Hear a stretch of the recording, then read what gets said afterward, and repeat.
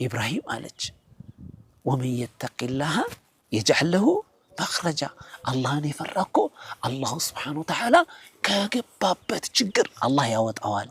ይኸውልህ ዱዓ አደረግኩ አላህን ተገዛሁ ይኸው ንጉሱ ምንም ነገር ሳያደርገኝ ይችን ልጅም ሀጀር የምትባለውን ከአንቺ ጋር ትሁን ለአንቺ ትስራ ታገልግልሽ ብሎ አላህ ሰጠኝ አለቻቸው ለነቢዩላህ ኢብራሂም በጣም ደስ አላቸው። አልሐምዱሊላህ አላሁመ ለከል ሐምድ ጌታዬ ዱዓ አደረግኩ ሰምተኸኛል፣ ተገዛሁ ሰምተኸኛል፣ ለአንተ ምስጋና ይገባ።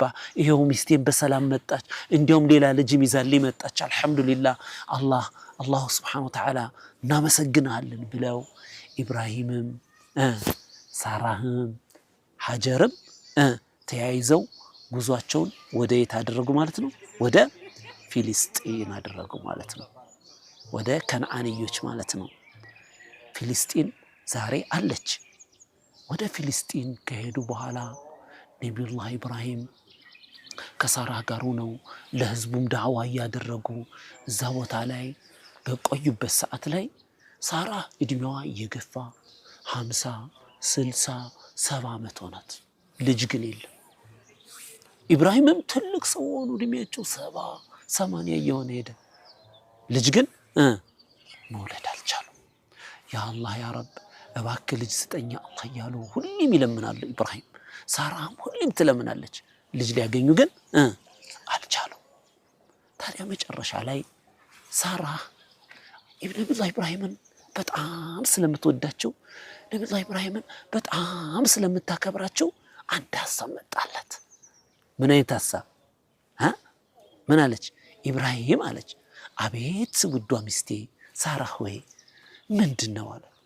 በቃ ይኸውልህ እኔም ልጅ መውለድ አልቻልኩም፣ እድሜም እየገፋ ሄዷል። ስለዚህ አንተ ልጅ ማግኘት አለብህ። ሀጀርን ለምን ሚስትህ አታደርጋትም? ለምን አልድርልህም? ሀጀርን አግባና ልጅ አግኝ አለቻቸው። እሺ አሉ ኢብራሂም። ማሻአላህ አልሐምዱሊላህ አንቺን የመሰለች ሚስት አላህ ሰጠኝ። እሺ ብለው ነቢዩላህ ኢብራሂም ሀጀርን ምን አደረጉ? ለሁለተኛ ሚስትነት አገቡ ማለት ነው። ሀጀርን አግብተው እየኖሩ ባለበት ሰዓት ላይ ማን ተወለደ? ኢስማዒል። ያ ታላቁ ሰው ኢስማዒል ነቢዩላህ ኢስማዒል ተወለዱ። ልጅ ነው። ማሻአላህ ደስ አላቸው፣ በጣም ደስ አላቸው። ኢስማዒል ተወለደላቸው በዛ እድሜ ላይ። ኢስማዒልም ገና ልጅ ነው፣ ጡት እየጠባ ገና ልጅ ባለበት ሰዓት ላይ ነገር ግን ያው የሰው ልጅ ሲባል ሁላችንም ጥፋት የለብንም ማለት አይደለም። አይደለም እንዴ? ደካሞች ነን።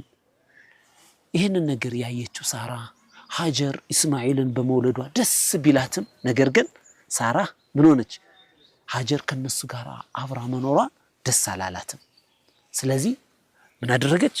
ኢብራሂም ወይ አለች አቤት ሀጀርን እና ኢስማዒልን ይዘህ ሌላ ቦታ መኖር ትችላለህ፣ እኛ ከዚህ እንኖር፣ እነሱን ደግሞ ሌላ ቦታ ላይ ወስደህ አኑራቸው አለች። ማን?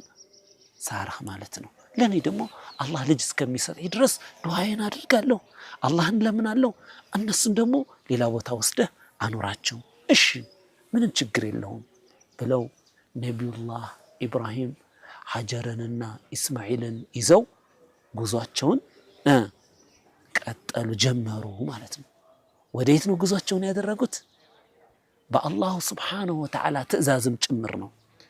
ሀጀርንና ኢብራሂምን ኢስማዒልን ይዘው ረሱላችን ዓለይሂ ሰላቱ ወሰላም ከፍልስጢን ተነስተው ወደ ፋራን ወደምትባል ቦታ ጉዟቸውን ጀመሩ ማለት ነው።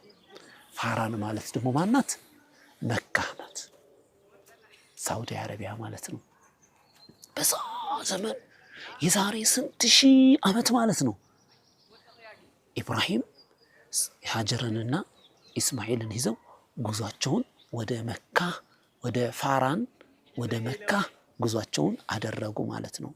ታዲያ ነቢዩላህ ኢብራሂም ሀጀርንና ኢስማዒልን ይዘው ወደ መካ ሲሄዱ ምን ተከሰተ፣ ምን አደረጉ የሚሉ ነገሮችን በቀጣዩ ፕሮግራማችን ኢንሻአላህ የምናየው ይሆናል ማለት ነው። ኢንሻአላህ እስካሁን ባለው ትምህርት ላይ ታሪክ ላይ አሁን ደስ በሚለው ታሪክ ላይ ኑምሩድ ጋር መገናኘታቸው ከዛ በኋላ ከሌላ ንጉስ ጋር መገናኘታቸው ግብጽ ላይ መጥተው ያደረጉትን ፍልስጤን ላይ መጥተው ደግሞ የሆነውን ነገር በሙሉ ያው እንደሰማችሁት ብዙ ነገሮችን ተምራቸዋል። በዚህ ላይ ደግሞ ልጆች ጥያቄ ካላችሁ መጠየቅ ትችላላችሁ። እሺ ኡስታዝ ወይ ሳራ ችግር ገጥሟታል። እኛም እንደ ሳራ ችግር ሲገጥመን ምን ማድረግ ነው ያለብን? ኮበስ ልጅ ረመዳን ጥሩ ጥያቄ ነው። በጣም ጎዝ በደንብ አዳምጣሃል ማለት ነው። ማሻአላህ። አዎ እኛ እንግዲህ ሙስሊሞች እንደመሆናችን መጠን ብዙ ችግር ይገጥመናል። ልንታመም እንችላለን። ሌሎችም አደጋዎች ሊመጡ ይችላሉ። ሐሳብ ጭንቀት ሊመጣ ይችላል። ልክ እንደዚህ አይነት ችግር ሰው አደጋ ላይ ያደርስብን ተንኮል ሊያስሩብን ይችላሉ። እንደዚህ አይነት ነገር ሲመጣ ምን እናደርጋለን? ውዱአችንን እናደርግና ወደ ሶላት እንገባና ያ አላህ ብለን አላህን እንለምናለን።